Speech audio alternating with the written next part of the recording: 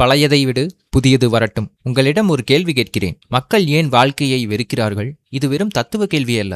இது என் வாழ்க்கையில் நான் கேட்டுக்கொண்ட கேள்வி. நான் இதை பற்றி நீண்ட காலமாக யோசித்து வருகிறேன். நான் வந்து சேரும் பதில் எளிமையானது. சுலபமானது அல்ல, ஆனால் எளிமையானது. ஒருவர் கடந்த காலத்தை பற்றியே சிந்தித்துக் கொண்டிருந்தால் அவர் வாழ்க்கையை வெறுக்கத் தொடங்கி விடுவார். கடந்த காலம் மோசமாக இருந்ததால் அல்ல, சில சமயங்களில் கடந்த காலம் மிகவும் அழகாக இருந்தது.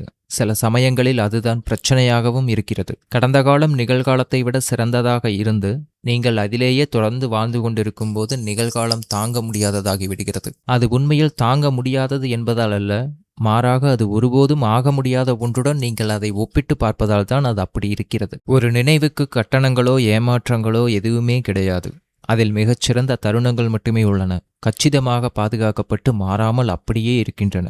மேலும் வாழ்க்கை உண்மையான தற்போதைய தொடர்ச்சியான வாழ்க்கை அதனுடன் போட்டி போட முடியாது. அதனால் நீங்கள் அதை வெறுக்கத் தொடங்குவீர்கள். இது எனக்கு உள்ளிருந்து தெரியும். நான் எல்லாவற்றையும் இழந்தேன். விவாகரத்து பெற்றேன். நண்பர்கள் என்னை கைவிட்டனர். பணம் போனது.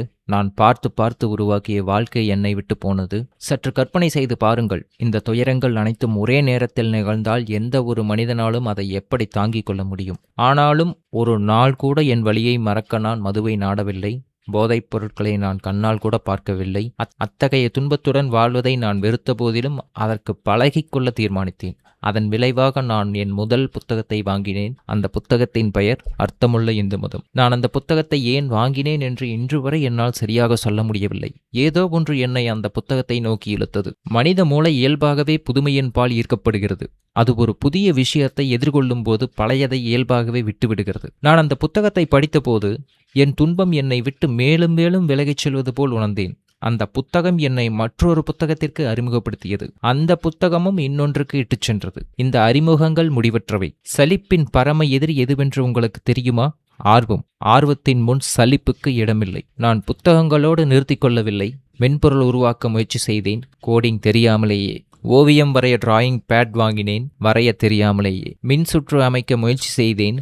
ரெசிஸ்டர் என்னவென்று கூட தெரியாமலேயே. இவை எதுவும் என்னை நிபுணனாக மாற்றவில்லை. ஆனால் என் மனதிற்கு ஒவ்வொரு நாளும் ஒரு புதிய கேள்வியை கொடுத்தது. இனி என்ன நடக்கும் அடுத்தது?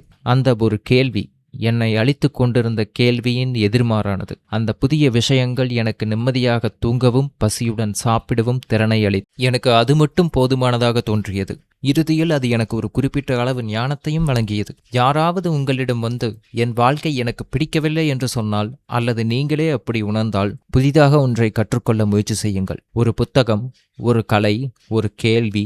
உங்கள் மனம் இதுவரை நுழையாத ஒரு உலகம். அது உங்கள் பிரச்சனைகளை தீர்க்காது, ஆனால் உங்கள் மனதிற்கு ஒரு புதிய இடம் கொடுக்கும். அந்த ஒரு இடம் சில நேரங்களில் உங்களை காப்பாற்றும். இப்போது கடந்த காலத்திற்கு திரும்பி வருவோம். பழையது போய்விட்டது. அது திரும்பி வரப்போவதில்லை. அதே உருவில், அதே மனிதர்களுடன், அதே வடிவத்துடனும் அது திரும்பி வராது. அதை பிடித்து கொண்டிருப்பதால் அது பாதுகாக்கப்படுவதில்லை. அது நீங்கள் புதிதாக எதையும் உருவாக்குவதை தடுக்கிறது. அவ்வளவுதான். நீங்கள் கடந்த காலத்தில் வாழும் ஒவ்வொரு நாளும் உங்கள் சொந்த வாழ்க்கையில் நீங்கள் உடனிருக்காத ஒரு நாளாகும். உங்களை சென்றடைய முயற்சிக்கும் புதிய மனிதர்களுடன் நீங்கள் உடனிருக்காத நாளாகும். அமைதியாக தோன்றும் புதிய வாய்ப்புகளுடன் நீங்கள் உடனிருக்காத நாளாகும். கடந்த காலம் உங்களை அசைவற்று நிறுத்தி வைக்கிறது. வாழ்க்கை நகர்ந்து கொண்டே இருக்கிறது. நீங்கள் நிற்கும் இடத்திற்கும் வாழ்க்கை கடந்து சென்ற பாதைக்கும் இடையிலேயான அந்த இடைவெளிதான் வெறுப்பாக உணர்த்துகிறது. விட்டுவிடுவது என்பது மறந்து விடுவதல்ல.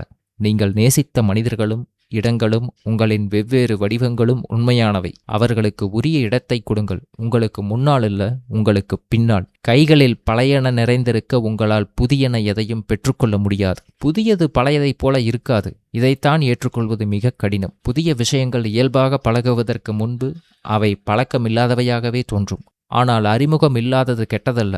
அறிமுகம் இல்லாதது என்பது புதியதுதான். மேலும் புதியது, போதுமான நேரமும் தொடர்ச்சியான அனுபவமும் கிடைத்தால் அதுவே ஒரு தனி வகையான நன்மையாக மாறிவிடுகிறது. பழையனவற்றை விட்டுவிடுங்கள். பலவந்தத்தால் அல்ல, பிடியை தளர்த்துங்கள். உங்களுக்கு பின்னால் இருப்பதை பார்க்காமல் உங்களுக்கு முன்னால் இருப்பதை பாருங்கள். புதிதாக ஒன்றை கற்றுக்கொள்ளுங்கள். ஒரு புத்தகமாவது, ஒரு கலையாவது, ஒரு புதிய கேள்வியாவது. புதியது வரட்டும். அது ஏற்கனவே வந்து கொண்டிருக்கிறது. கடந்த காலம் உண்மையானது, அதனை போற்றுங்கள். நிகழ்காலம் நிஜமானது, அதை வாழுங்கள். எதிர்காலம் வருகிறது, வழிவிடுங்கள். நன்றி.